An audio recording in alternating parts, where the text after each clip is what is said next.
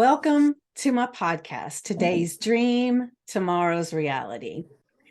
My name is Vickie Poole, and I'm going to be reading some to make sure that I don't leave any of this wonderful information out. But I'm a life coach, a health coach, a hypnotherapist. My business is called The Enlightened Peach. And this podcast is all about embracing our mosaic life. Some of you may ask, what is a mosaic life? It is recognizing that all the pieces of our lives, the good, the bad, the indifferent, have all come together to make us who we are. Change any one thing and we are different. With that in mind, I invite you to embrace your perceived imperfections and celebrate who you are. This podcast is unedited and raw, just like life. And I will be your host, and I will have a special guest from time to time. As a matter of fact, I have a wonderful guest today I'll be introducing in just a minute, and I'm so excited. So if you have any ahas or questions, please leave a comment or a voice message. So now let's get started. So I want to say that the way I met this wonderful person is we were in a group class together, and she put a post up that it was like, I need to speak to this person. And so I immediately reached out, and she was so kind to reach back out. And we've had a conversation before today, and it was like, I even wish I had recorded that conversation. It was so amazing. So let me tell you about Breanne Moore. And she's a divine, and let me move this around so I'm not looking so far over there. And I'm going to have some words that I'm not going to be able to pronounce, and that's okay. So I'll just ask her to step in. But she is a feminine intimacy and fertility guide. She specializes in SA trauma, generational patterns, DID with walk-ins, and CPTSD. She consciously homeschools her 3 sons with her husband, which we may hear the sons periodically through here. She's been married to her husband for 25 years. She comes from a long line of Medu. Did I say that right? Menwi. Menwi. Okay. Medicine people of her native tribe, the Potawatomi. She most recently moved to Oklahoma to reconnect with her indigenous roots and hear her generational trauma, which we're going to hear about so much of this stuff. And it's not to say that it's a wonderful thing that she went through it, but it's definitely fascinating. She received her life coach and meditation certification from the Chopra Center in San Diego, California. At the Chopra Center, she was introduced to Ayurveda, which I love Ayurveda, and decided to further her education at the Kerala. Ayurveda Academy in LA. She's a certified Ayurvedic counselor, and she's also certified theta healer. So she's got a lot of education behind her and a lot of life behind her. That is really what we're going to be talking to her about today. She is, for those of you who do not know what some of that means, she does have multiple personalities that have developed in her life from different traumas. So let's just start with, tell me, a little bit about how you've dealt with the trauma, with the personalities, and when you first had a personality, and how did you know that had happened? Actually, I didn't really realize that I had the personalities until maybe 6-7 years ago. Oh, I mean, wow. I knew that my life was very different. I knew that I had a lot of trauma.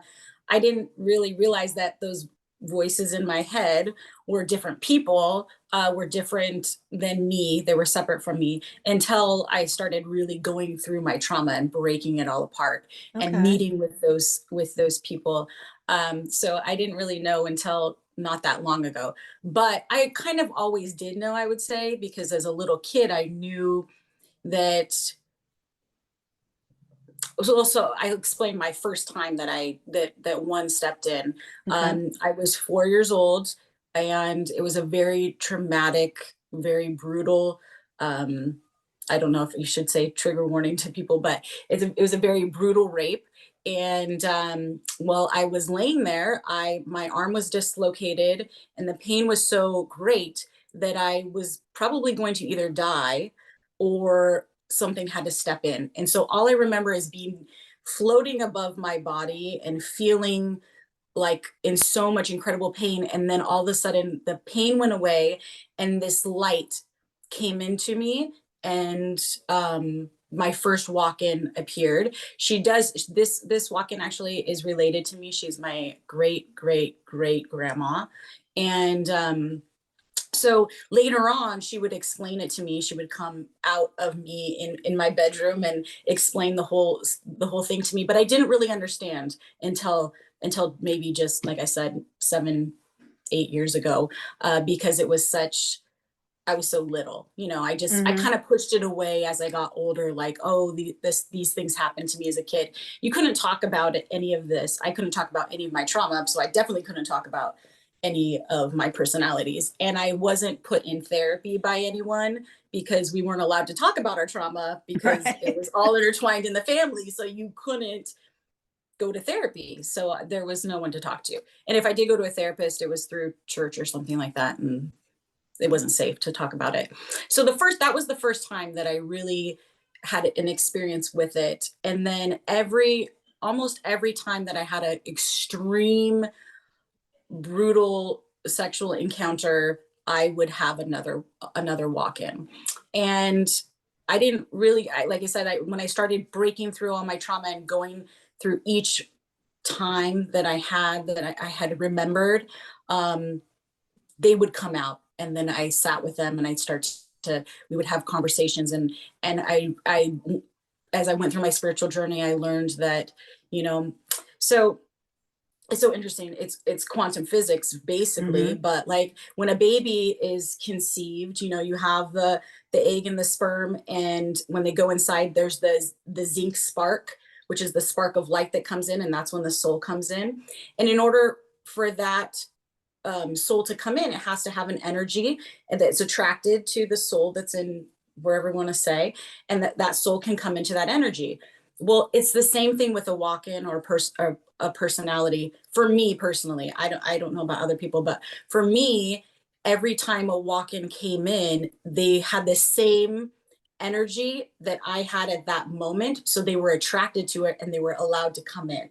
And that's how Okay. they come So you in the mean at the moment darkness. of the trauma or the Yes. moment of inception? No, the moment of the trauma. Okay. I'm just explaining it as because of that's how they've proven now, like Okay. in quantum physics, is that spark. So it's the same thing. It's my energy field put out an energy, like the law of attraction, right? That I needed to be saved, or I was going to probably physically die, because they're pretty horrendous ones. Is when they come in, there's just a lot of pain, and so instead of dying, you ask to be helped, and I asked to be helped, and this entity, or person, soul, whatever, can come in, and they can come in and be your protector. They put up all the shields for you. They hold that space for you. And you hold your trauma anywhere in your body where it happened, right? Like at Right. that time my arm was dislocated. I still have that little girl. She still talks to me through that shoulder a lot of times, because she that's where the pain was. That's where the severe pain was. So it's like they come in, they walk in, and you have a contract with them, probably from a past life. Obviously my great great grandma, that's generational, so she stepped in as my first one. The other ones that I've had contracts with them in past lives, probably paying off karma or anything like that. And they're here to pretty much keep my system going, because my system is in such shock still, even to this day, from all the trauma, that they're there anytime something's triggered. They step in. So like the most of the time we see them when like I'm going through something, like that has any kind of you know trauma trigger or anything like that. That's when they'll step in, and they'll help me be able to cope with it. But then Mm-hmm. sometimes not cope with it, because they're all going at the same time. So Yeah. it can be a little over, and I have to spend a lot of time um, every morning, like finding out who I am, like who am I today? You know, like and can I just be Breanne today? It used to be that I don't think I had really any control over it before I realized really what it was. They would just come and go and come and go. There's a lot of parts of my life where I don't remember anything. And I my was just about to ask you, and yeah, when they stepped in, is it like I've seen different educational things about this, and it seems like a lot of the census is that it's just like a yeah, blackout, and yeah. they're not aware of anything that's going on. So is that how it happens with you as well?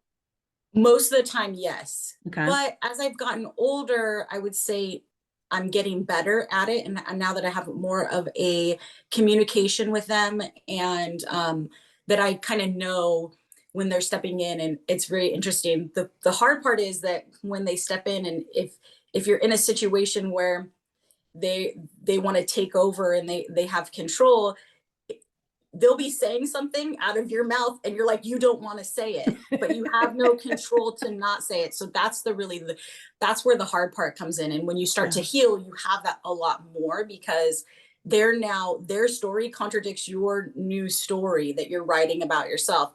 And so that was like the post that I posted on that one, was that I was letting one go, and our contract was up as far as I was concerned, because she could not serve me anymore.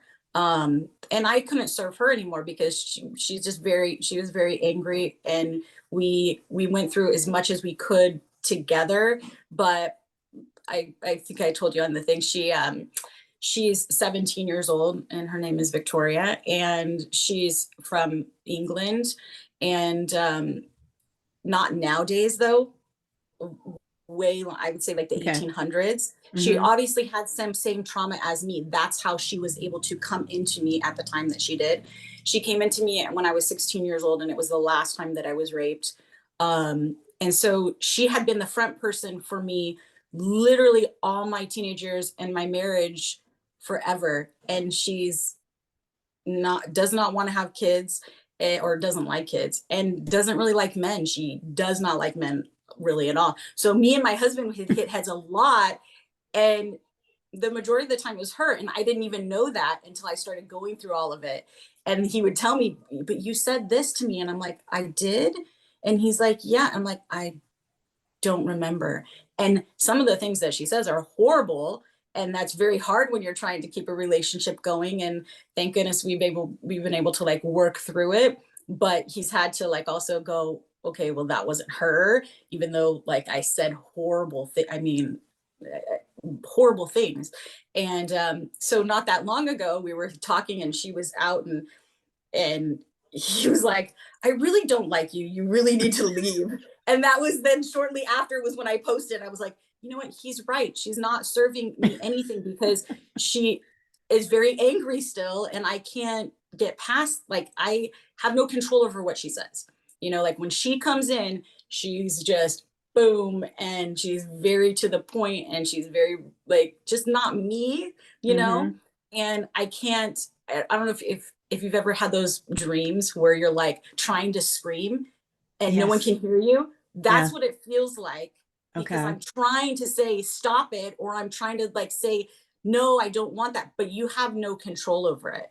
Like they just talk and they just say things, and then you're afterwards you're like, I'm so sorry. And my Mm-hmm. 11-year-old the same thing, like he gets the brunt, I would say the brunt of it. So I just finally had to sit down and have a very like deep conversation with her, and we just discussed that it was time for her to go, and that I would let her go.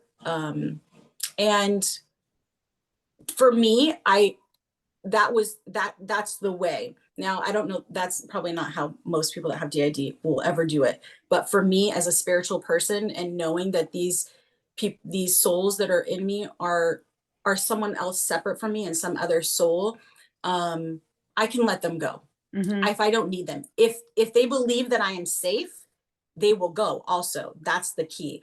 They've Mm-hmm. always shown me what I need to see when they feel that I'm safe and protected. And so when I'm healing and safe and protected, and doing my work, um, then they'll go. And so that's what I've done. And So she's let me the ask you real quick. One of the only, things So you're saying that once you became aware of all of this and were able to have conversations with them, when they would take over, you're just kind of sitting back and you're able to see it, you're able to hear it, you're not blacked out anymore. No, yeah, no more. So you just kind of feel like you're out of control. There's something else that's in control. Yeah. Yeah. Okay. Okay. Yeah. So yeah, before that, I would just black out. I just wouldn't remember anything. Mm-hmm. But I think with the healing is where that all comes. When you finally like sit and go, okay, well, I have this.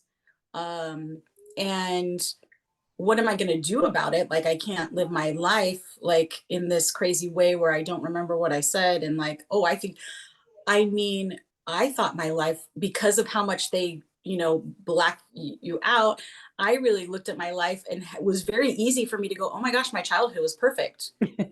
You know, well, very well knowing that I'm being abused severely by my relatives and like I should have been like, oh, my life is not perfect, right? But they did a very good job of protecting me. That is their job. Their job is to protect me, and I will forever be grateful for that. That I'm still alive, that I made it through what I made it through. But at a certain point, they're not hopefully not gonna serve me if I've healed. Like Right. if I'm healing, if I'm doing the work, then they don't need to be here, or they can be here like I have. My great great grandma, she's there, she's always there, she will not leave. I do believe that she probably was meant to be like more of a guardian originally, but then because of the trauma, she chose to step in.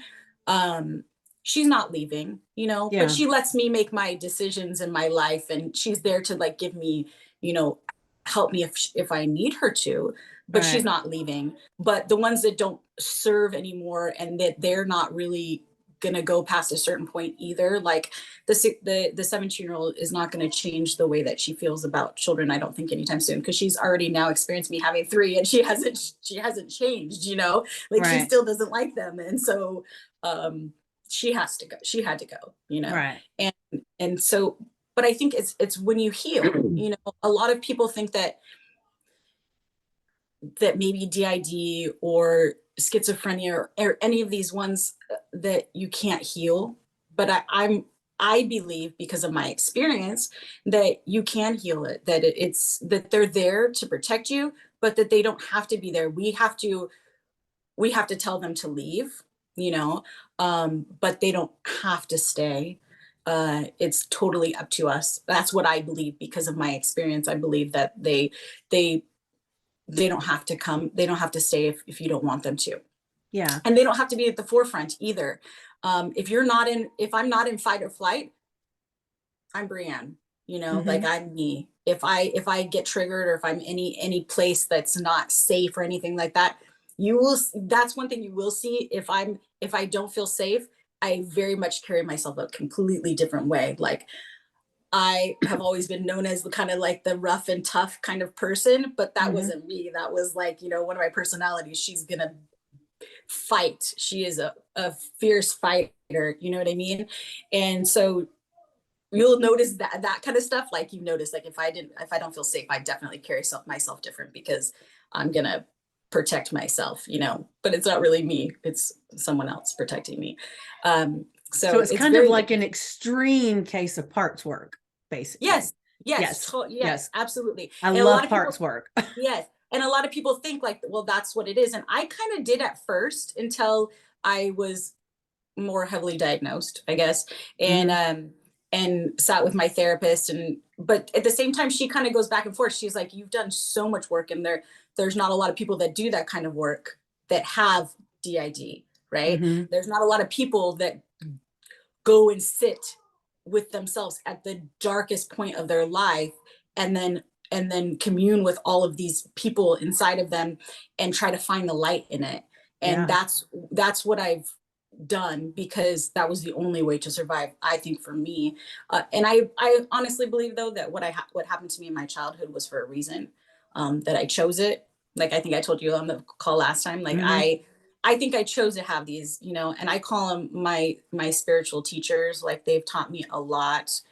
And so I can't really look at it bad, even though it sounds like I tell people that I have it and they're like, well, I've known you your whole life and you don't, like, that's not possible. And I'm like, well, I'm really good at it, obviously. I don't know, like, I'm really good at lying and I'm really good at manipulating and I'm really good at all of these things that are not my character, but they're all my, multiple personalities. They Yeah. do a great Yeah. job of it. So let's kind of go back a little bit because I know you said your first experience was at 4, and I know you probably don't want to get into particulars about certain things and all, but I know from our conversation before, it was something that was generational in your family. Yeah. And it was all around the religion that you were in, if I'm remembering correctly. A Correct? lot of it does have to do with, yeah, the Yeah. way I was raised in the Mormon religion. Well, there's lots of names for it nowadays, but I was raised in it. I came from a long line of them that was with the original Joseph Smith. They were pilgrims. They came to Utah. They did the whole, like, if you could look at the stock, it's like, oh, yay, we're good Mormons. But what people don't talk about in the Mormon religion, like active people, is that Joseph Smith was a polygamist and he married many young teenage girls and he took them from their families, and it's very well documented that all of the men that he surrounded himself with did the same thing, and my family was a part of that. And so it's very, very much generational, like the patriarchy in the Mormon church is huge. You do not go against the patriarchy. And so when my great grandpa started with me, it had been going from, my mom and, you know, it just passes down generation after generation because we don't talk about it. You're not Right. allowed to talk about it. And you're just being a good, you're doing what the patriarch of the family wants you to do. They're very, very good. They know exactly they've done it for so many years and so long that they know exactly what to say to make you believe that they love you and that they're doing what's right for you and that that's what God wants. I mean, the whole thing is that, and you don't really have anyone to go to because it's so deep. So I'll tell you one thing I learned when we moved to Utah. None of this happened in Utah. I was raised in California, but we decided to move to Utah, like, I think like 9 years ago. We moved to Utah, and I knew that when we were moving that something huge was going to happen. It was like we're moving here for a reason. And the second I stepped foot into what they call Utah Valley or Happy Valley, which is hilarious because no one's happy there, there's this energy there. It's so dense. It is, you feel it. And it is one where the patriarchy is over everything and the women are scared and the women are hurt.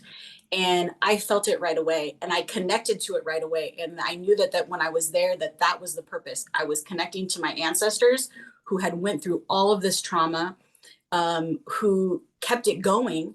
And that was when I really sat down and started going through all of it and realizing like what it had done to me and how my family, who's all in Utah now, they all live in Utah now, none of them will talk about it. None of them will acknowledge it.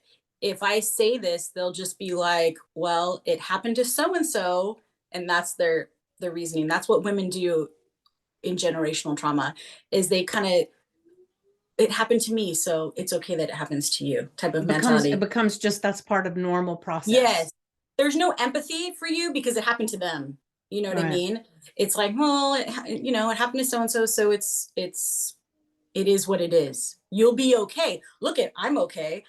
But then I look at all my aunts and my grandparents, like all of them, and none of them are happy. And I'm thinking, well, none of you are happy. So why, like, I have to do something different. And that was when I decided, like, I have to do everything different than what they did because what they're doing didn't work. Right. We're not healed as a family. We're not producing the best, children either because they're just going down line. I don't want my kids to go through the same thing that I went through. Just like I'm sure my mom didn't want me to go through the same thing, but yet she did not stop it. She did not protect me. She did not do anything. She actually facilitated and made it really easy because she was so disassociated because of all the trauma that she didn't see it. You know what I mean? Mm-hmm. It's just impossible to see because you're so disassociated.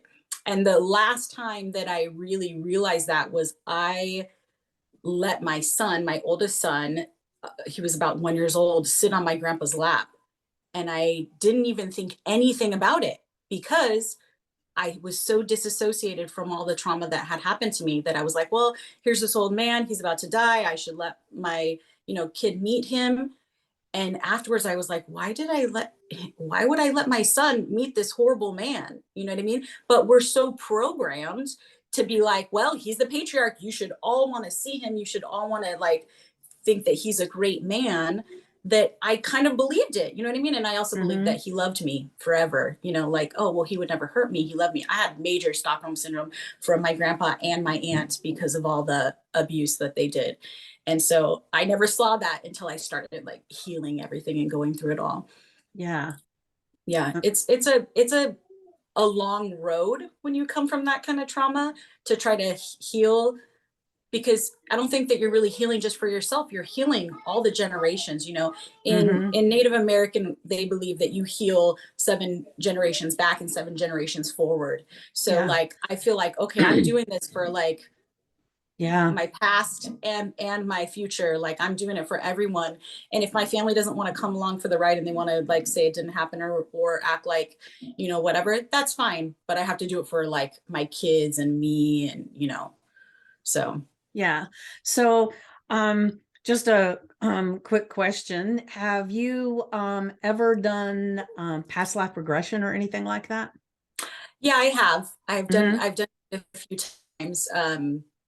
And that's where I've learned like certain parts of Okay. the souls that are in me have learned Mm-hmm. where they came from, Were in you my able to cut interaction some with them. cords and everything when you went through that process?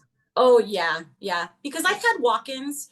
Um, Now that I like look back at my life and stuff, I've had walk-ins that have come in that just stay for a little bit. They're not necessarily for me, really. They kind of more use me because I am so, I think, open to Mm-hmm. it. That they kind of use me. There's a good and a bad to that. So every time I've ever had a walk-in come in, it's usually at a very dark, like, well, like that stayed with me there, it's at a very dark time, right? So if there's a very dark energy, there's a very dark entity that can attach to you. So I've Mm-hmm. always had dark entities attached at the same time as the other one, and they usually have to go to, it's kind of funny, like when I look at it, I think of it like kind of as a cartoon where like the entity that's the bad entity and the good entity, they have to go to war like inside of me and decide who's going to be in position. And there are times when those dark entities have been able to take over me for sure. And I've had to have some cast out. And so, yeah, I've done a lot of past life because Okay. I I think do that it that does. with, I'm a hypnotherapist. And so Yeah. I do some past life regressions and stuff. And it's amazing to me, the things that people can see in their past lives. So I was just really, really Yeah. curious all of a sudden about that.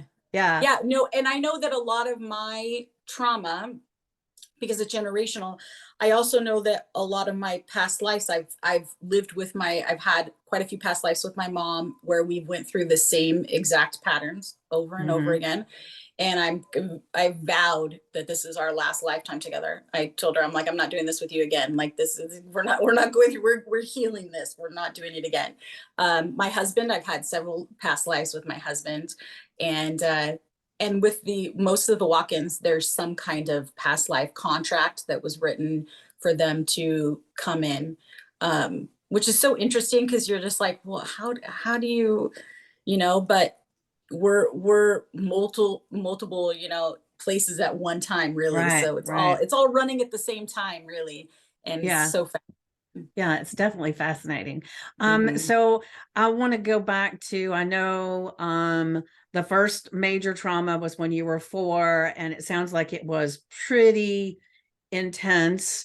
Um, and I would imagine at 4, it would be no matter what, because you don't know what the hell's happening and stuff. So can you think back from there? How did your great, as you said, great grandfather, right? How did he preen you for that? Do you remember that? or is that something you remember from later on? Actually, that was not my first encounter. Okay. Sexual encounter. My great grandpa was my first sexual encounter. That was maybe not that much sooner before, but it wasn't traumatic per se. It was definitely, I would say, ritualistic, because my mom says that almost the very same thing happened to her that she can remember. But it was at a wedding. I'm the youngest. There's a big separation. Like, there was a whole bunch of cousins, and then I was the youngest for a while, and then there was like a gap, and then there was a whole bunch of younger cousins, like with my brother and sister. So I was the smallest at the time, and there was a wedding, and I was walked down a hallway. It was at a Mormon church, and I was walked down the hallway by my great grandma. She held my hand all the way. She walked me into what they called the nursery, which is like where the little kids area is. No one was in there. My great grandpa was in there, and she handed me a doll, and she sat me on his lap, and she walked out. And everything from that is pretty much, what you expect was going to happen. And it was very, I wouldn't say it was super, it was painful and confusing, but also like not traumatic, where Mm-hmm. the next event was very traumatic. It happened. They both walked me, like, she waited by the door. Like, that's how this kind of Wow. thing, she waited by the outside the door. I came out.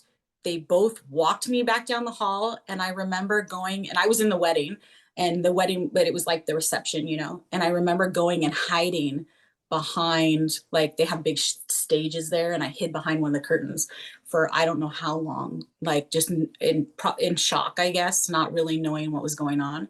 And that was it. And then the next time was the pretty brutal one, and it wasn't by a family member. I was given to someone that was high or up in the church, and it was at a Christmas party. It and I was taken into an office again. That this time I was taken, and to be honest, I don't remember if I was taken by my aunt, my great aunt, or if I was taken by my great grandpa at that time into the office. And I'm more than happy to go into it, but it's kind of brutal. So I don't Yeah, know if no, you don't have to, because okay. that's not important. Yeah. Well, not for this. Yeah. It's not. It is important, but Yeah. I just kind of wanted to see if, because I know a lot of pedophiles preen their targets by giving them gifts and doing all these different things that make them feel special, and Mm-hmm. then it just kind of develops. So I didn't know if it was something that you were preen to do, but it looks like you were ceremoniously just here. Yeah. Yeah, yeah, Yeah. It was just more young, like young and kind of like, this is just, I guess, going to happen. It mm, wasn't really like gift giving. Now, I did receive gifts like a little bit later on from my aunt, who was definitely kind of more, if you want to think of like someone that's going to program you or make you feel a certain way, it was definitely her. And so she was kind of the one. I'm pretty sure that she did it to obviously many of me and my cousins, but no one will talk about it. But she would give us gifts, but she would also do it in such a way that was like, I was a heavier set like girl, at that time, like when I was younger. Obviously I had a lot of trauma, and I emotionally ate yeah, a lot. And she would buy me like candy, but then make me step on a scale and tell me how fat I was. So like it was very weird. And then like she would take me to a jewelry store, and I would have to get her jewelry by like doing something with the person that owned the jewelry store. And then she would give me a piece of jewelry. You know what I mean? It was like, oh, well, here's your gift. But really it's all about like them just making you feel like that they love you so much that it's, that this is what you do, I yeah, guess. yeah, And at a certain point, I guess I just numbed out so much that I was pretty easy to control, because yeah, I think if you do it at such a young age, you're just really easy to control, because you split so soon. Like, personality, multiple personalities, it's just splitting, right? So like you split so soon. They split me like at such a young age that I was disassociated all the time, you know. So Right, like right. they knew that most of the time Breanne was probably just going to numb out and be like no big deal. And when she comes back to consciousness, she's going to be, you know, this little girl that's just going to do whatever we say that she's going to do. Right. And I was really good at that, I guess. I mean, I was really, and what also happens because of that is you become overly sexualized. And so, and because the most religions, but I would say the Mormon church really hammers in, don't have sex until you're married, right? Don't have sex until you're married. Like every time you go to church and I'm having sex before I'm married, you feel so much shame and guilt and whatever. You're never going to say anything because Yeah. God is going to punish you. You know what I mean? Right. And and your abusers know that too. So they're like, you know, don't say anything because God, like you did this. You did. I don't know how many times I heard like, well, you wanted this. Mm. Okay. Well, you Yeah. know what I mean? So there's things that Yeah. they know how to say so that you, You and it's feel only so because much they've done shame. it. And a lot, I Yeah. know for a lot of people that have had not necessarily this experience, but experience where a family member or something has inappropriately touched them or done things that they feel like that nobody's going to believe them anyway. Yeah. So why say anything and open yourself up to all this challenge of trying to tell what your story is because nobody's going to believe you anyway. Yeah. Well, the first time I told my mom, I was 6, and it was after another really bad time had happened. And she knew something was wrong. She kept saying, like, well, what's wrong? What's wrong? What's wrong? And so I told her that it was my cousins, which that had happened too, but that incident wasn't just my cousins. You know what I mean? I couldn't tell her that it was my uncle. I couldn't do that because that would be like, you'd get in trouble. So, like, I just said my cousins. And that was the safest thing for me to say at the time. And so I did. And she basically said, well, that happened to them. So that's probably why they did it to you. And that was the end of it. Oh. There was Mm. no anything. There was no, and she said she would take, and when I asked my dad, you know, like, well, how come you guys didn't? And he goes, I asked your mom, and your mom said, it's my family. I'm going to talk to my family. I'm going to get to the bottom of it, whatever. And then it was never discussed. Mm-hmm. And so it's kind of like my parents just, you know, my dad trusted my mom was going to take care of it. And my mom didn't want to take care of it because she didn't want to like make anyone look. We had a very specific, we look like a good family type of thing. And this was not going to fit that. So Right. she didn't do anything. So at 6 years old, I learned, okay, if I tell her, she's just not going to say Nothing's going anything. to happen. Yeah. Nothing's going to happen. So I just didn't say anything anymore, you know? And then I became pretty much like addicted to sex in a lot of ways, you know, like at a very young age, because I needed the dopamine and all of those things that come from having an orgasm at a young age, like that. And it's all because it was just, I was overly sexualized at such a young Right. age. And that makes you feel so horrible because in the church they tell you how bad you are. So like it was like a total circle of like, I'm never Yeah. getting out of this unless I like sit in it and figure it out, you know, Yeah. because The the trauma shame, loop. yes, the Yeah. shame Yeah. and everything that they got you in is just so Yeah. strong. And I know from when we talked before too, and you just touched on it just a little bit, that from the outside, your family looked like they were the pillar of the church and everybody was happy and, and your personalities helped you to step into that role, right? Oh, yes. Oh, I was such a good kid. I hung out with all the adults because I was so mature, you know, but it's not by choice, but like that was what happens, you know. And I never got in any trouble. I did exactly everything that they wanted. You know, I was so afraid of getting in trouble for some reason, but yet I was so angry because, you know, when the personalities step in, like they're angry.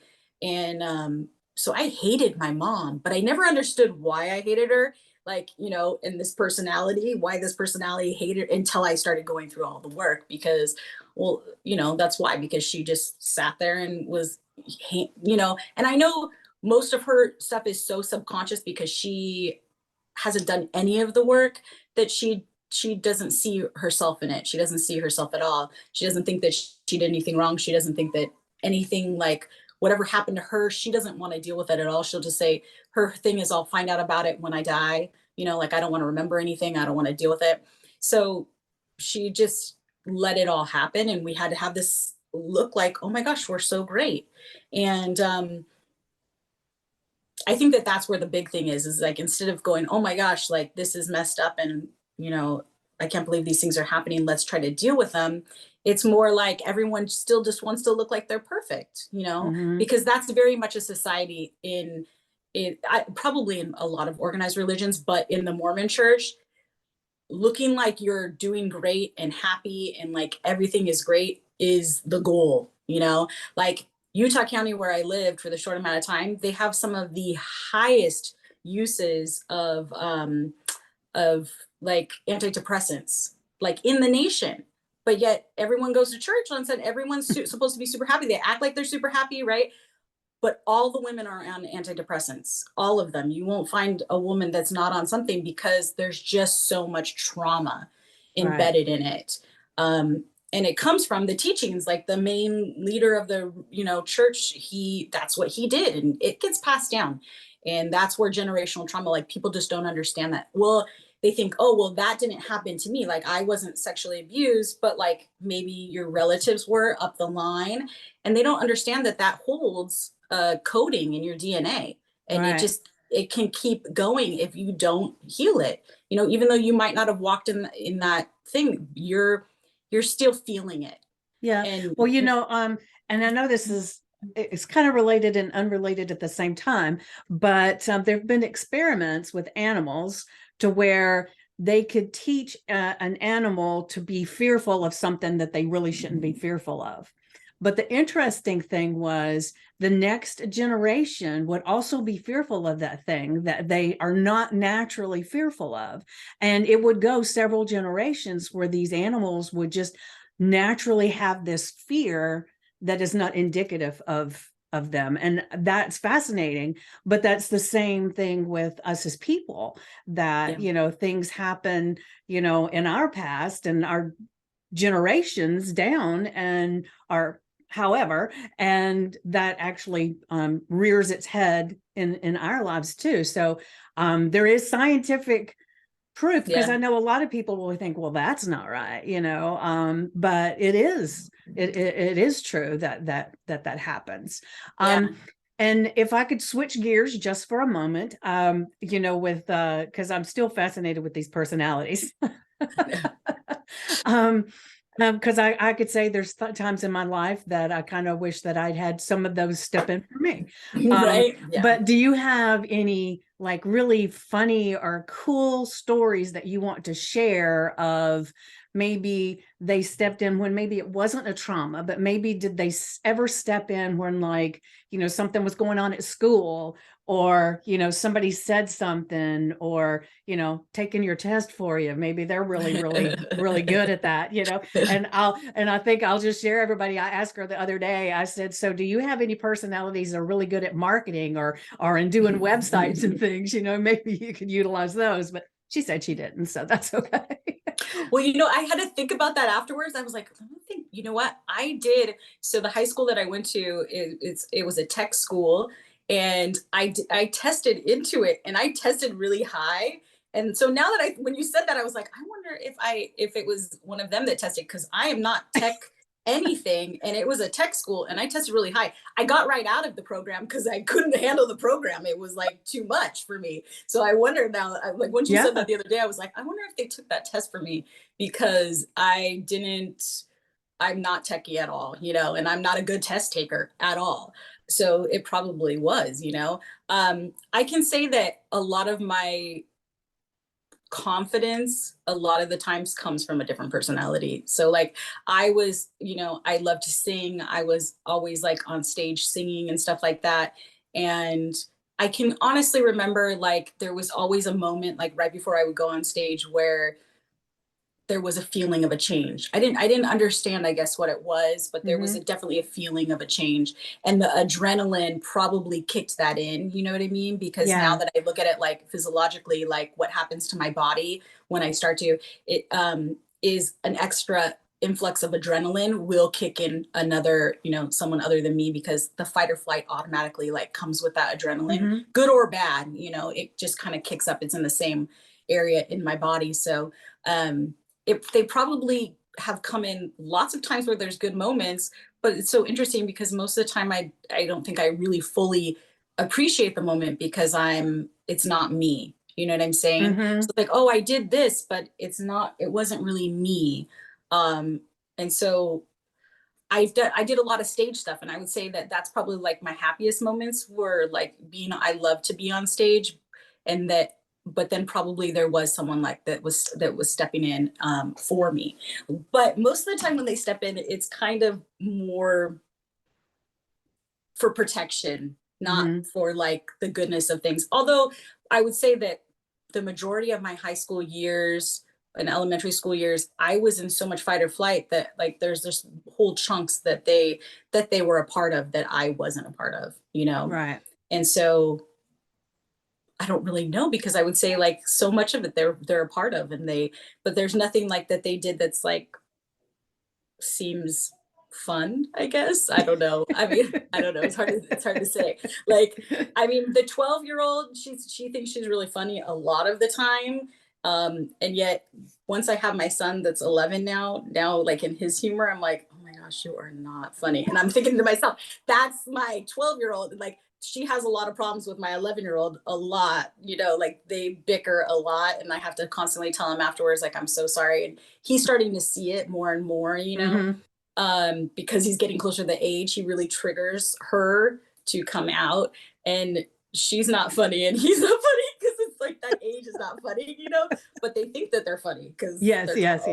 I remember when my children were like 10, 11 years old, they would tell some of the stupidest jokes, and they would just laugh and laugh, and so you'd have to laugh too, so they really thought they were comedians, but no.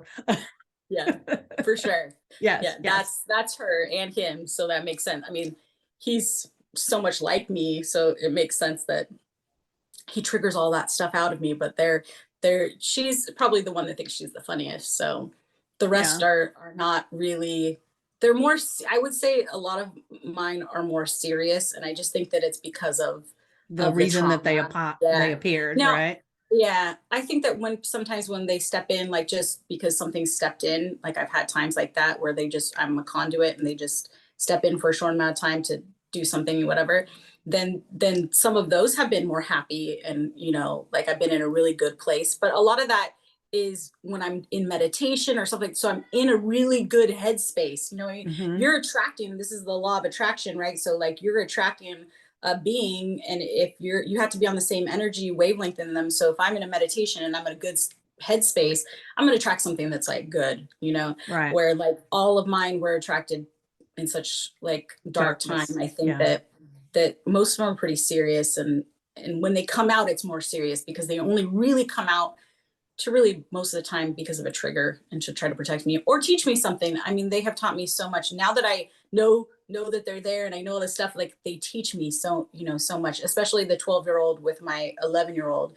It's like she's talking and she says stuff, and I'm just like, okay, you have to stop. I'm thinking in my head, I'm like, you have to stop because you're being too hard on him, and I need to like somehow step in. And sometimes it's really hard. I have to like walk away, try to like calm her down and get myself in a place where I have the control again.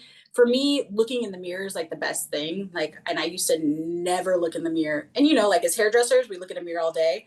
I would never look at myself in it. I would just be doing my hair, whatever, because I couldn't see what was actually there. Do you know what I mean? Like I was blurry almost.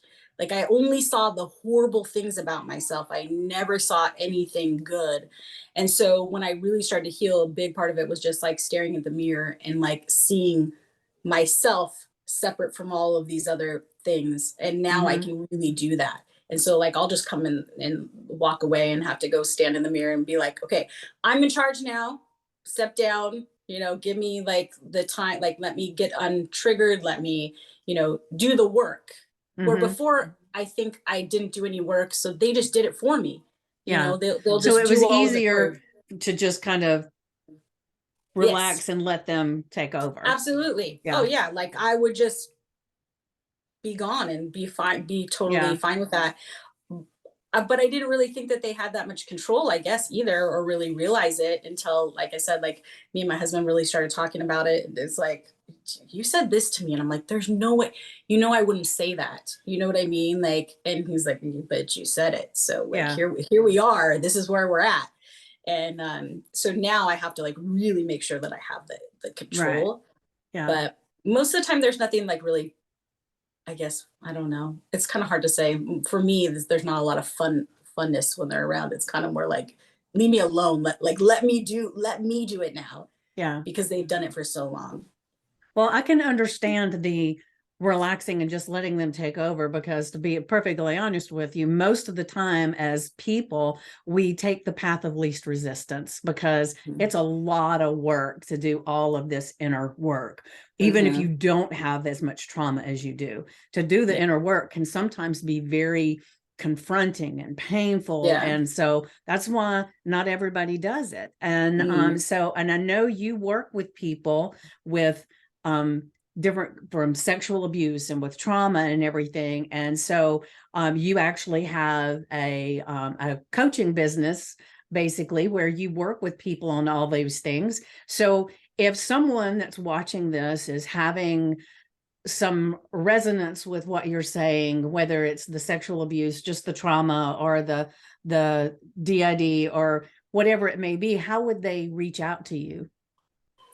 Usually like through my Instagram or Facebook, and they can instant message me. I don't have a website or anything like that at the moment, because I'm raising like three kids. Right. So I'm really, So would that be just be Breanne? How are you listed in those two places to Facebook connect? is Breanne Peltier Moore, and Peltier is Peltier. And Facebook is my infertility journey. So Okay, that's what that is. And yeah, I mostly I only work with women. Oh, you heard him. that's Uh, okay. I only work with women because for me that's the safest. Like I Hmm. still have to Well, really protect my boundaries and my safety. yeah. So I only work with women, and I I'm usually attracted to women, or they come into my my realm of work for fertility most of the time, Hmm. because trauma a lot of times will cause infertility, and we don't talk about that. The fertility doctors don't talk about it. I went through IVF to have my first one, and they didn't talk about that at all. They're just like, oh, you could have this, and you have this, and you have this, but they don't talk about, well, sorry. It's okay. Do you need to let him in? Yeah, I might need to. Hold Yeah, on. that's okay. Go ahead.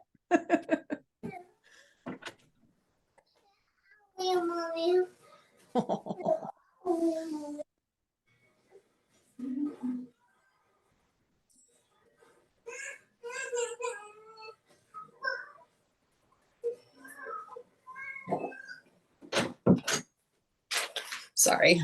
That's My okay. oldest, my oldest took him.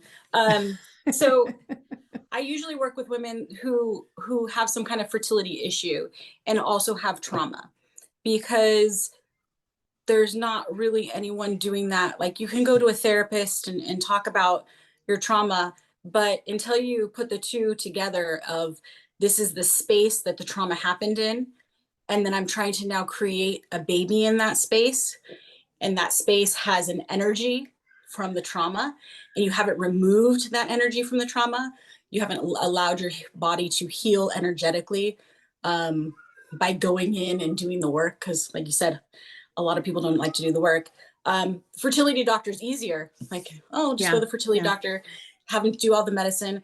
But when I was going through that, my fertility doctor was actually a very good one, and he recommended that I go to a Chinese doctor and do some acupuncture. And when I did the acupuncture, he looked at me and he goes, that you're, and he had a very strong accent, that your infertility is not physical, it's mental. And that was the first time I had ever put the two and two together, that, oh my goodness, because I haven't dealt with my trauma. It's because I haven't went through it. Now I knew physically it had caused damage. Like I Mm-hmm. had lots of, you know, scar tissue and stuff like that, but they had dealt with all of that. And so that wasn't still causing it. It was mental. It was that I was blocking myself from getting pregnant. I had for so many years told myself, you cannot get pregnant because I was being abused, and you Mm-hmm. cannot have a baby. You cannot do it. You cannot, do not get pregnant. That I had put up so many blocks, you know? And most women don't think about that. They don't think, oh, well, like I was sexually abused. And at that time, you were probably scared to death that maybe you would get pregnant, and you wished, you hoped that you weren't. Well, that created a block that we now have to go in and heal and work through.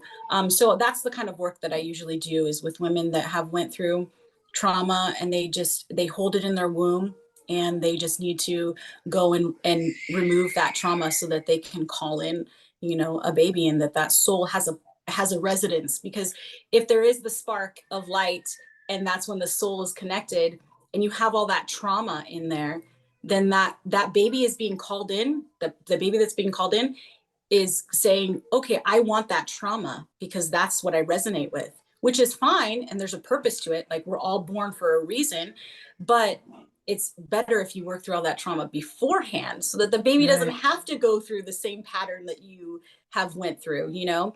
And so that's what we do. We just go through and heal all of that trauma first. And it's a beautiful thing. I mean, I've done it twice myself, and so it's a really beautiful thing to go through, and to help women, you know, find that power inside themselves to go, Mm-hmm. okay, I can control this. There's so many things in our lives, and fertility is one where like you feel like you have no control over it, but you do have some control. And so we really work on giving them back that control of going, I'm powerful. Like my body was made to do this. I am powerful. And the people that hurt me don't have that power. I have the power. And so I'm very passionate about that and working with women for that, because my last two, that's how they were conceived. Like I didn't go through IVF or anything to have them. And it's been a total blessing. And so I'd love to share it with women. Oh yeah, definitely. That's amazing. And I wonder, um, there's a lot of women that may not have the same kind of sexual trauma that you have, but maybe they've had something that it manifests almost in the same way in Mm-hmm. the womb. Mm-hmm. And so that trauma, the infertility may come from another kind of trauma that is Yes. just put there. Yeah. So Any kind of trauma. yeah, so it's not like anybody that's has infertility that, they that if they know they didn't have any sexual trauma that this isn't going to work. I mean, this is, Yeah. releasing that. And really, and it's kind of interesting. I'm doing a course right now, and the part of the course that I was just listening to right before we got on here was all about how we hold a disconnect in our womb, and that can disconnect us from making money, from making better relationships, from infertility. And there's so many different things that just holding that space. And because women typically are taught that the womb space and having your period and all these different things are like, Yes. and Yes. I mean, because if you even like in the Old Testament of the Bible, it was like you're unclean, and you Mm-hmm. couldn't men were not allowed to touch their wives or sit on a piece of furniture that a woman that was bleeding had been on. I mean, Yeah. if that doesn't put some generational trauma into you, Mm-hmm. it's like and it's mind-boggling to think of. And I think one of the wonderful things about the work that you're doing and this newer generation really is that they're more open to looking at it as, this is part of the process of my body. And it's not, it may be painful, but it's pushing me into a new birth of myself. And they're able to look at it in a different way than, say, for me, when I was younger, it was like, I mean, you didn't even want to talk about it at school because Yeah. somebody might say, you could say, I'm on my period. Yeah. Get a tampon. You could Yeah. not, I mean, it was not, you even hid the tampon or the pad, to go Hmm. to the bathroom or anything because it was like a bad thing. Yeah. And so I think we hold a lot of trauma from even that stuff, right? Yeah. Well, that's one of the first questions I ask my clients is, what was your first period experience? Because if you had a bad first period experience, let me tell you, you are holding trauma inside, because if you were shamed or you felt shame or you hated it, you're holding that inside of you. And if you like don't like it, then how are you, if you don't like your period is creation, it is Right. creation, that energy is so powerful. And if you don't like it, then how are you going to use it? If you're not Right. using, if you hate everything about it, then how are you going to use that power? And I started my period when I was 8 years old. I started So when I was 9. yeah, so Yeah. yeah, Mm-hmm. yeah. And I was sent all over. Like, I thought I was dying. I was on the toilet. My parents were out in Hawaii. My grandma came in and she would hysterically started crying. It was very traumatic Oh, experience, right? wow. Did I ever want to have my period again? No. I had my period until I was about 16. And then at 16, I mentally, I think, did a very good job at saying, I'm not having it anymore. And for years, I didn't have it Wow. because I put a block, because it Mm-hmm. was such a horrible experience. It was so traumatic.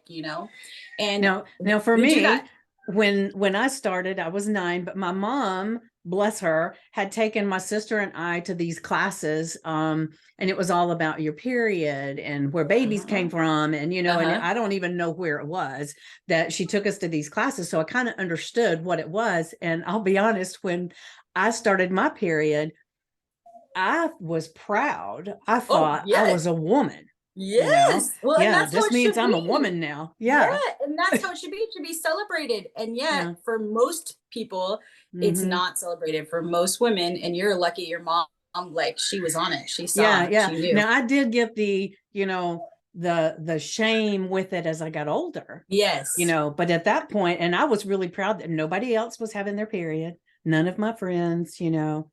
I was so blessed. I was so grown. Yeah.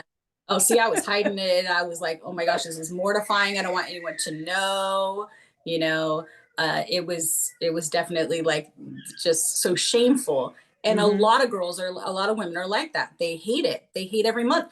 I am now like, oh my gosh, like, I'm 44 and I still have a period. Yes, yeah, hallelujah. Like, the longer the better, because that is life. That is, I don't know why women want to get rid of it. I don't know why they don't appreciate, like, it is creation at its finest. And most women don't accept that. Most women just think it's just this thing that they have to go through that's so and once we change our mindset on that, that helps fertility a great amount. You can't Yeah. expect your body to do something like create a baby when you hate everything about it that has to happen. You know what I mean? You Yeah. have to appreciate all the steps. And so that's one of the very first questions that I ask. And then also, like, all of your like sexual encounters, because sometimes it's not obviously rape or anything like that, but sometimes you just didn't want to. Right. And that just not wanting to can create a block there and cause, like, you to have a hard time. And so we break down all of those experiences and Mm-hmm. learn to look at them in a different way, so that the mind is not putting up these heavy blocks. And it's a beautiful thing. Like, I think that all women should, like, when you start your period, it should be a big celebration. It should be Mm-hmm. this great and wonderful thing. And if I ever have a daughter, that's what it would be like. I would be Right. so happy and be like, yeah. And Let's go dance under the moon. yeah, exactly. Like, yes, you are, obviously now you're capable of having a baby, so you might, be careful, but this is a humongous key to who we are. And when we take Mm-hmm. away that, then we're no different than men, really, right? And so then what we don't have that creation, and that is just way powerful. And tapping into that energy is the best thing that you could do, I think, Yes. as a woman. And tapping into that every month, like, it's so powerful. I didn't do that for years, and then the second I did, my life shifted in such a humongous way that there's no way that I'll ever look back and go, oh, I hate having my period, even though it does kind of, now I'm like dreading like when it stops. I'm like, I Yeah. don't want to go through menopause. Like I need this. I'm planning on going for till I'm 60 with no, like without going through menopause, because it's Yeah. really good for your body. You know, Right. like here we are taking birth control to stop it and do all these things, like, you know, the pill to stop it and everything. And yet your body really needs it. You know, Right. you need those Well, I had hormones. a hysterectomy. Let's see, how old is my daughter? So 26 years ago, I had a hysterectomy. I had some different issues and everything they had to take care of, but I still have my ovaries.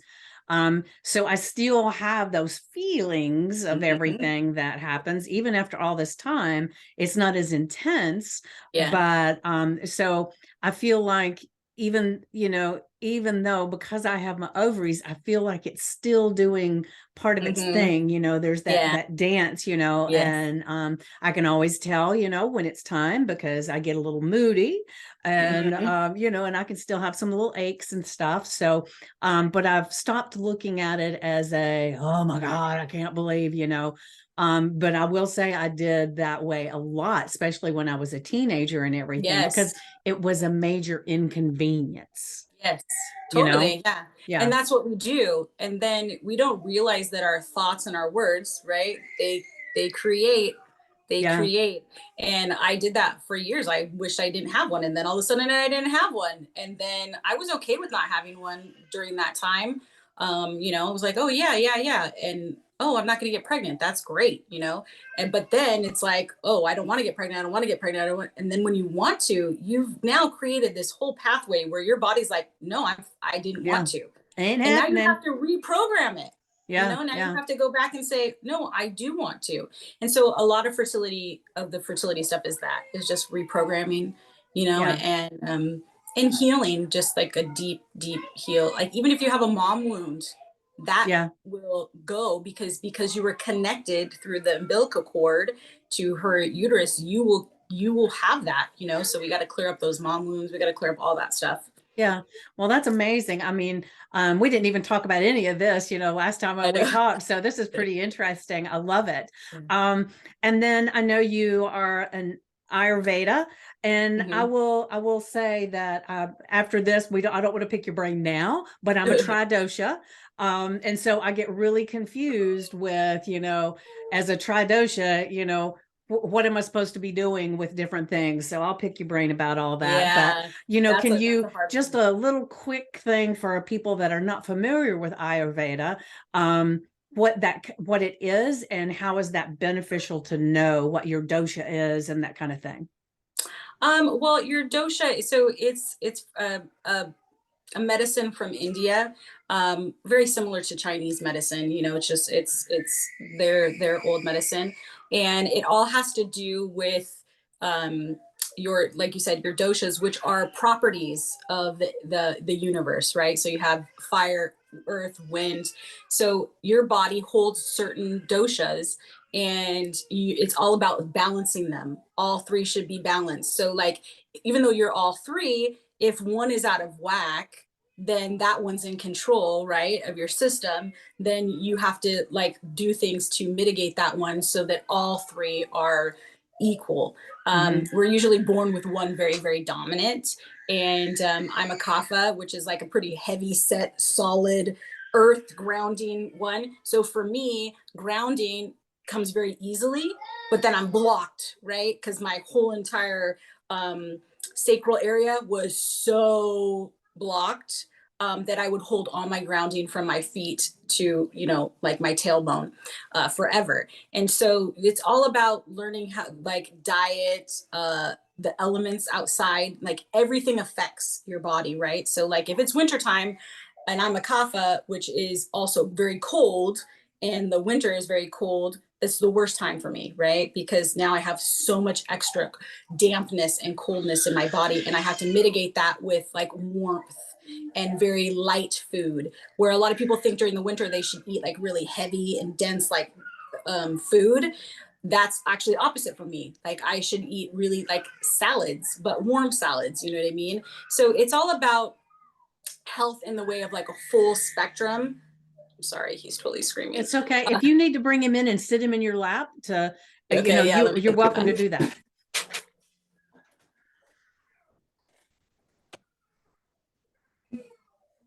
All right, she's going to go get him. For those of you who are listening and can't see anything. Bless his little heart. Okay, can you sit on my lap? Can you sit on Mommy's lap? Hello. Oh, look at those beautiful curls. What's his name? His name is, well, his nickname is Ham. His name is Harland, but his nickname is Ham. Ham? Yeah, Hi, Ham. Can you wave? Hi. Can you say hi? No, you're just too upset. Yeah, he's upset. It's okay. He wanted his mommy. His brothers are not letting him do what he wants to do. He's very he's very much the one that's in charge because he's the youngest. Yes. So are you okay with continuing just for a little bit? Yeah. Okay. So you're talking about the Ayurveda, and like I said, I can understand some of those things. I've studied some Ayurveda. I am not certified in it or anything like that because it was just for me. Yeah. But when I get confused is because, like I said, I'm a tridosha. So when I have certain things happening, like if I'm feeling like my body's hot, I know I need to do something that's more of a cooling. So I have like different teas that I can do for different things.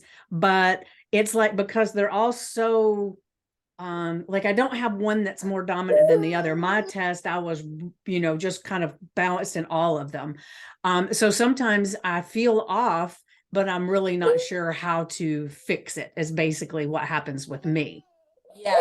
So a lot of times it's not just the test. There's actually a pulse test that we can do. Okay. To see where you're jumping, where your pulse is jumping, because that means a certain dosha. Okay. Sometimes you need more intense, like checkup, like workup to find out what you really are, because some like a lot of times you would be very much dominant in one. Even if you're there would be one that's dominant. Do you want to sip the water? One that's dominant. But a lot of times it's just that your body, it also has seasons. So the thing about Ayurveda that gets kind of confusing is that it's not just about your body, it's also about outside and the season of your life. Mm-hmm. So if your age depends on what season you're in. So you're probably in like the Vata season. And so your body will have more wind and more ether, they say. So your thoughts are usually more pronounced or more deep, usually have a wake up time that's during the Vata time, and Vata time is early in the morning, like at 3:00 in the morning. So it all goes, like if you pick your dosha and then you look at like the time of the year, that one, if you're tridosha, you'll probably be dominant in whatever time of the year it is or the time of your life it is. All right, that makes sense. Because those also play factors. So it's not just about you personally, it's also about your everything that you take in. In Ayurveda, it's everything. It's not just your food, it's your environment, it's what you watch, it's what you listen to. Everything pertains to that. So if you're in a certain time in your life, they have like cycles. So from this age to this age is kapha, and this age, so a baby is a kapha, right? Because they need to build and grow, and they need that time. So their system's going to be really big on heavy, dense things. And so during that time of their life, they're really growing. Where later on in life, you're actually should lose weight. In your Vata time, your body should be coming. So what age kind of is Vata time? It's usually everyone is so different because of pre-existing conditions. Okay. But usually it's in your 50s and going older. Okay. That your body starts to go through that time period. And then, like I said, so time every day, Vata time is in the middle of the night and early morning. So then a lot of times for older people, start to wake up really early and in the morning, because that's their time. You know what I mean? That's their body's clock. That's how it works. So that's when I have to get up and go to the bathroom. Well, that a lot of times. And then I go back to bed. Something like that. Yeah, something like that. You know what I mean? They also call that the witching time and all those kind of things, right? Because that's also when the veil is very thin and anything can come through. but that's the same thing. The ether is where everything is happening, right? So that time of day, then that time, the season. So fall is the time, like the end of summer to fall is the vata time, because there's more wind, right? It's more of a windy time. So that time everything is moving. So it's all about mitigating whatever comes up, be based on all of those circumstances. So it's very in depth. I never went on further than a counselor, because to me it was so intense that Right. it's kind of like something that you have to go, oh, I'm going to go all in on this, and like that's all I'm going to follow. And I wasn't like, oh, that's all I'm going to follow. Like I want to use this, sure, like the herbs and like, you know, some of the remedies and stuff like that. Oh yeah, I believe in that kind of stuff, but then some of it to keep going was just, it's just so intense. Like I Right. also want to bring in, like, you know, my side, my Native American side, and Yes. you wouldn't intermix all those things, you know what I mean? You would just do Ayurveda, because it's just, it's I so in know. depth. That's why I said I've studied it for myself, you know, and I Yeah. have some books on it, and I have, you know, all kinds of things. But it's like, to me, it's like everything, you know, there's a everything has a time and a place. So there's times in my life that I start going, you know, toward the Ayurveda look things, and then I go to something else. And you know, so it's really intriguing. And I think when you can get more well-rounded and not just so pigeonholed, and I know that works for a lot of people, but Yeah. it doesn't for me, because I guess I'm just multi-curious about everything. So you Yeah. mentioned your indigenous roots.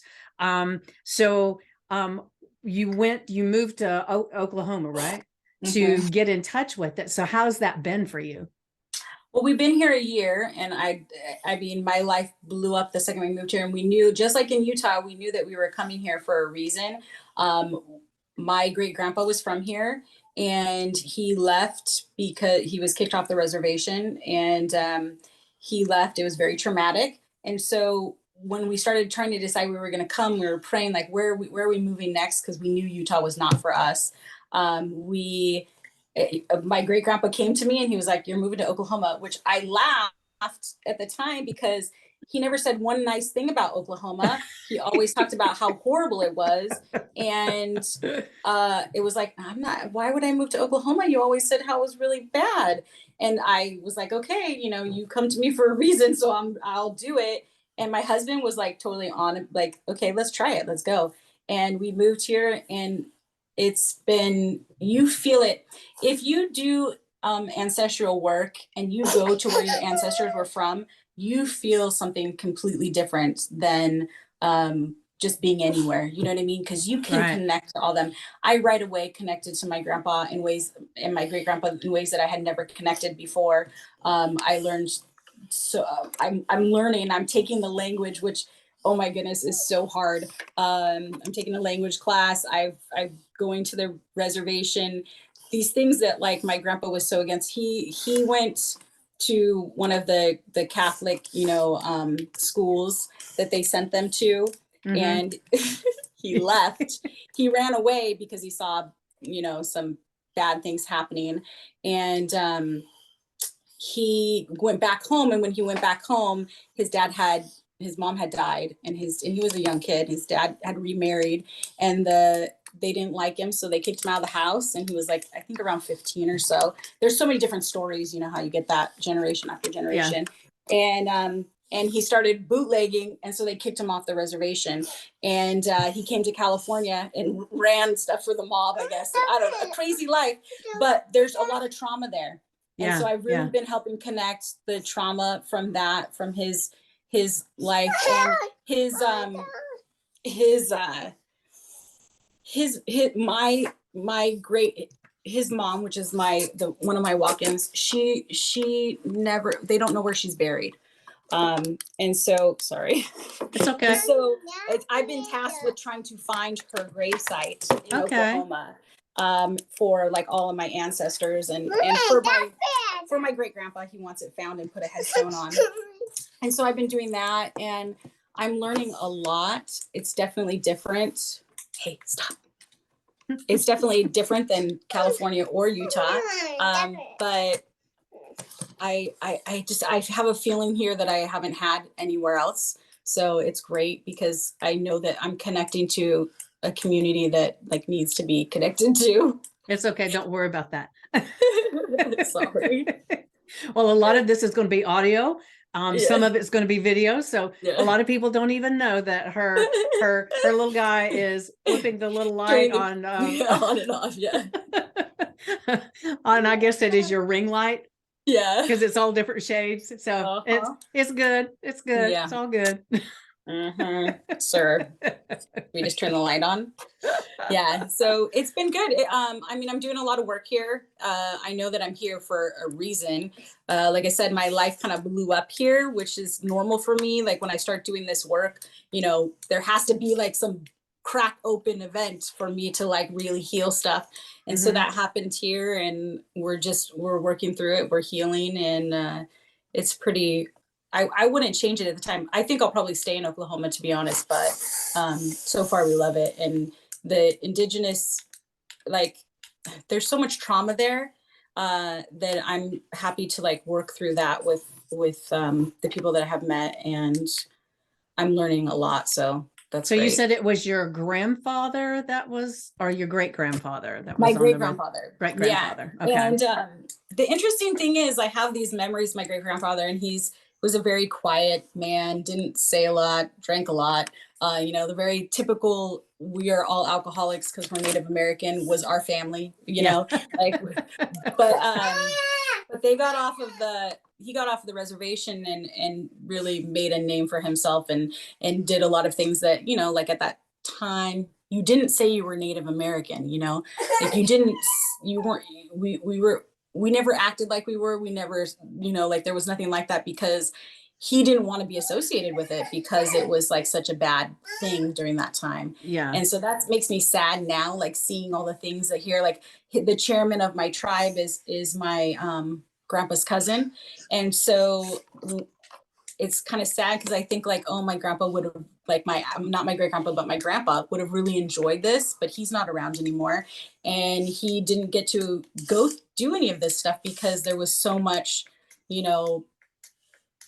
not wanting to be that way, not wanting to be Native, wanting to be white, like, don't act like you are, anything like I think that happens with a lot of nationalities, that they try to get away from their roots so that they're not perceived as less a than. certain way. Yeah. Oh, totally. Yeah. I mean, he went to the boarding schools, and it was like, you cannot be this. Like, he comes from medicine people. You cannot be a medicine. Like, that's evil and bad and whatever. So he wasn't allowed to do any of that stuff, even though that was who he was. Then that's what he was. So he walked away from it all. I mean, as a young teenager, because he had to. Like, they didn't really have a choice. But then as he was older, he didn't want to come back or do like really any of it. He didn't want to be associated with it really at all, because there was just too much, hurt. And I understand that, but I know that he's very happy that I'm back now, and that I'm in the space where I can like, he's like, I'm so done with this. Yeah. Well, we'll close up pretty quick for you. How about that, Ham? Is that good? Yeah, I fit my name pretty well. Trust me. Yeah. So it's been a great experience. I'm lucky enough that we're able to do, this kind of thing, where we can go, okay, where are we supposed to go next? And what do we need to do next? And we just do it, because that's what we feel guided to do. People think that we're crazy a lot of times. I really, really admire that, because I will say, I live in the same area, not too far from where I was born. And other than we moved away a couple of times when I was young, it was to help my grandfather or something. And then we moved back, and most of my family still lives in this area. And my daughter, who's an adult, she's moved away a few times, just willy-nilly, just moved and stayed somewhere, and then came back, and then went somewhere. And I've always admired that spirit in her, because I don't know why, but I never, ever in my wildest dreams thought that was a possibility. Isn't that interesting? Yeah. That I never thought it was a possibility to move to another state or anything like that. It just, Like you had to stay. yeah. And I love my family, they're all close by and I see them all the time and talk to them. And, so it's a wonderful thing when you can get the calling that you want to go to this place and you just feel like, oh, yeah. So I admire that in you. It's Yeah. scary. I mean, we're in Oklahoma and we're the only ones here, so when me and my husband like separated while we were here, it was like we have no one. We're just doing this on our own, and which is kind of liberating at the same time because no one can control how you're going to. I'm so used to being controlled for so many years, and no one could control how I was going to go through this. My mom did a very good job of helping me all the time, to stay in that state of not remembering or not wanting to heal. And since she's in Utah and I'm here, I really was able to like go, okay, no, I'm not gonna stay in that. I'm gonna move. I just saw this vision of opening the floodgates. That's exactly what happens. We drove out of Utah and there was like a sign that says you're in Colorado, and it was like this whole thing just went over me, and it all like just stayed there. All that trauma that I had dealt with and healed stayed there, and I left it. And now I'm moving on to the next trauma. Perfect. And I'll be okay. I'll work through it. And so it will be interesting to see where we might go next, because I have no idea. It would have to be somewhere like in New England area, because that's where my ancestors came from, further than that. So it's like we just might just keep trekking until we like do it all. But it's a really interesting and fun experience, I think. And we're lucky enough, blessed enough that we're like, this is what we need to do for ourselves. People don't understand it all. They're like, why would you leave California to go to Utah? And then now they look at me and they're like, you live in Oklahoma like, why would you move to Oklahoma on a ranch? Like, you were a hairdresser and you're not like at all like that. But we change, we grow. Yeah, we all change. I mean, and it's like, just because you perceive me as being one way doesn't mean that that's who I am. Yeah. Right. Yeah. Right. Well, and I did a really good job of like hiding who I really was for all those years, so the real me wants to be like, very simple, and actually needs it to be very simple in order to be out all the time. Like the chaos, the other ones get to survive in that and they get to live in that. And if I want to be my true self, I have to have like to be very simple, in order to make it through it. Yeah. Yeah. So I know you've got to go and take care of kids and everything, but this has been such a pleasure. And I want to continue conversations with you many, many times. I feel like even though we really don't know each other, but just connecting with you has been such a spiritual connection. Yeah, me too. Yeah. It's been a great 2 phone calls, and I already feel like, oh my gosh, this is one of the reasons that we were in that group. Yes. Like, yes. Create this. Yeah. And, yeah. Thank you so much for having me on.